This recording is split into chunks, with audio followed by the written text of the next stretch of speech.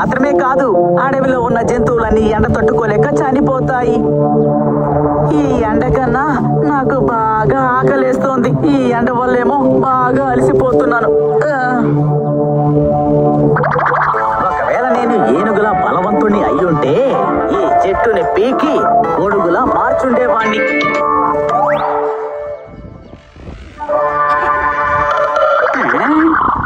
అటువైపు ఏం వెళ్తోంది? ఏదైనా ఎగిరే పల్లెమా? అయి ఉండదు. అవును, ఎగిరేదయ్యుంటే ఆకాశంలో కదా ఎగురుతూ ఉండాలి. ఉండు, అదేంటో చూసొస్తాను. నేనేమి జింకని కాదు, గొడుగుతో నా మొహాన్ని దాచుకోవడానికి. ఓహో, ఇది జింక కాదా? ఈత కొట్టే చేపని నేను కాదు.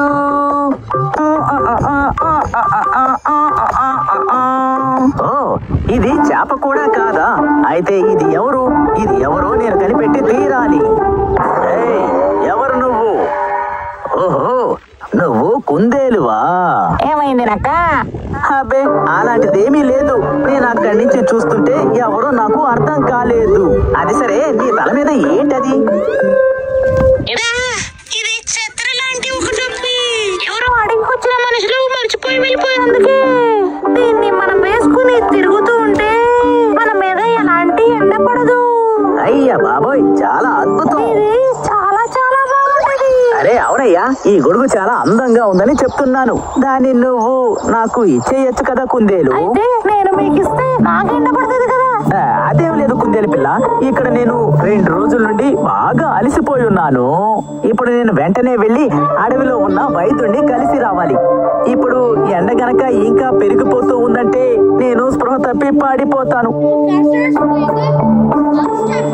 అందుకని నేను మిమ్మల్ని వేడుకుంటున్నాను కుందేలు సార్, దాన్ని నాకిచ్చి సాయం చెయ్యొచ్చు కదా. ఒక్కసారి నేను వైద్యుడిని కలిసి తిరిగి వచ్చి ఇచ్చేస్తాను. మీ ఇంటికే తీసుకొచ్చి ఇచ్చేస్తాను. అలాగైతే మీరు వైద్యుడిని వెళ్ళి చూడాలంటే నేను ఇస్తాను, ఆయన సాయంత్రం లోపల ఇచ్చేయాలి. నమ్ము, ఖచ్చితంగా తిరిగి తీసుకొచ్చిస్తాను. ఈ నక్క ఇచ్చిన మాటని ఎప్పటికీ జవదాటదు. అలాగైతే తీసుకోండి, దీన్ని ఉంచుకోండి. అయ్యా బాబోయ్, ఏదో ఒక కిరీటాన్ని పెట్టుకున్నట్టుగా ఉంది. సరే సరే, దీన్ని వేసుకొని నాతో పాటు పాడండి. పాట? కానీ ఏం పాట పాడను? నాకు గుర్తుకొచ్చింది. వాన వాన వల్లప్ప, వాన పడితే గొడుగొచ్చే, గొడుగు గొడుగు గొడుగు, వాన వాన వాన, వాన పడితే వచ్చేను, గొడుగు గొడుగు వచ్చేను. పాటని ఇలా పాడాలండి.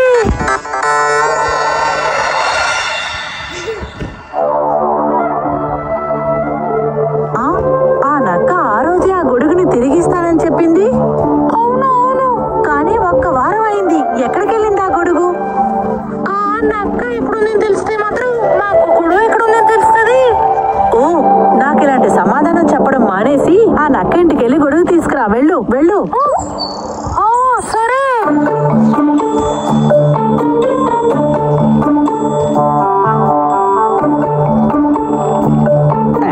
అరే, కుందేలు ఎక్కడికే వస్తుంది. అది ఖచ్చితంగా గొడుగు కోసమే వస్తుంది.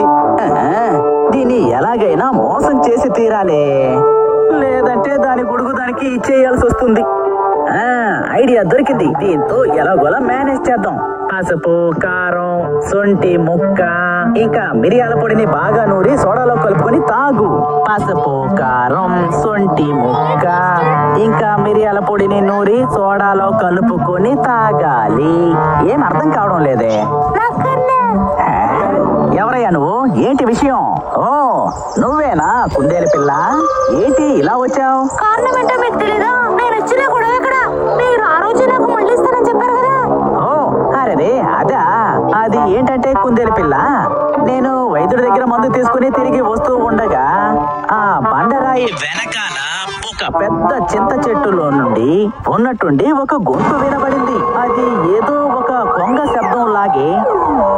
అప్పుడు నేను తిరిగి చూసేసరికి ఆ చింత చెట్టు నుండి ఒక దట్టమైన పొగ వచ్చింది. అరే లేదు లేదు, మంటలు కావు, అది పొగ మాత్రమే. ఆ పొగ మధ్యలో నుండి బయటకు వచ్చింది ఒక దెయ్యం. దెయ్యమే, చాలా పెద్ద భయంకరమైన దెయ్యం. నేను భయంతో గజగజ వణికిపోయాను. ఆ తర్వాత ఆవిడ అంతా నా తప్పే అంటే ఆ దెయ్యం ఏమనింది అంటే, నీ ప్రాణం కావాలి అంటే గొడుగుని ఇక్కడే వదిలేసి వెళ్ళిపో.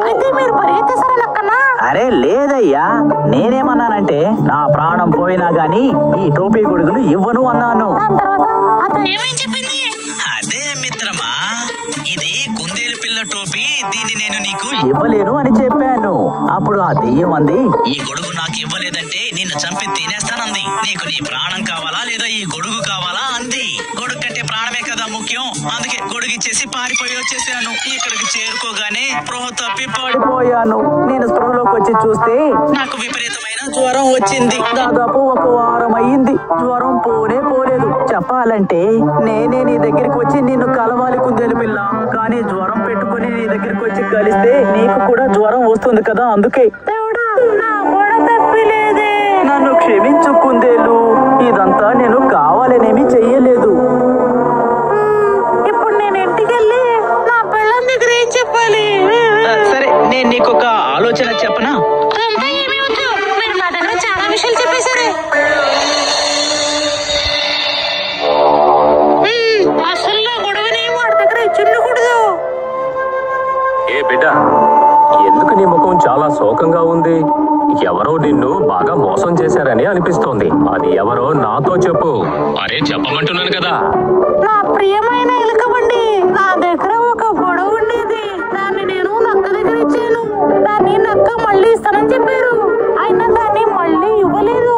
అతను నా దగ్గర ఏం చెప్పాడంటే, చెట్టు మీద ఒక దయ్యం ఉందని. ఆ దయ్యం ఆ గొడవని లాక్కుందంట. ఒక పెద్ద చింత చెట్టులో పెద్ద భూతమా? ఈ అడవికి నేను మాంత్రికుణ్ణి. ఇక్కడున్న దెయ్యాలన్నీ నాకు చాలా బాగా తెలుసు.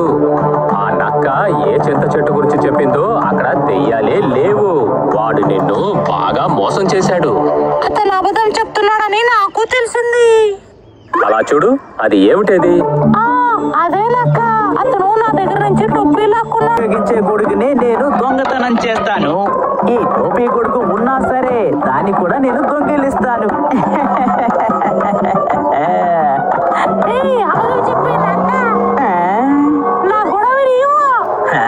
నువ్వు మళ్ళీ వచ్చేసావా?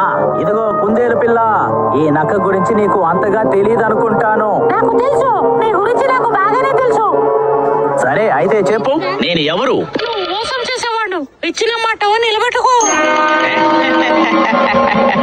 ఇలా చూడు కుందేలు, నేను ఈ అడవిలో దెయ్యాన్ని. నాతో నువ్వు ఆటలాడాలని ప్రయత్నించావంటే నిన్ను నేను ఊసరవెల్లిలా మార్చేస్తాను. ప్రాణాలతో ఉండాలంటే మర్యాదగా పారిపో. దీన్ని తీసుకోకుండా ఇక్కడి నుంచి కదలను. నేను ఇచ్చిన టోపీని నాకు ఇచ్చేయ్. మర్యాదగా నోరుమై, లేదంటే నా మాయాశక్తిని ఉపయోగించి నిన్ను ఇక్కడి నుంచి మాయం చేస్తాను. ఓం క్లీం క్లీం క్లీం హ్రీం క్లీం.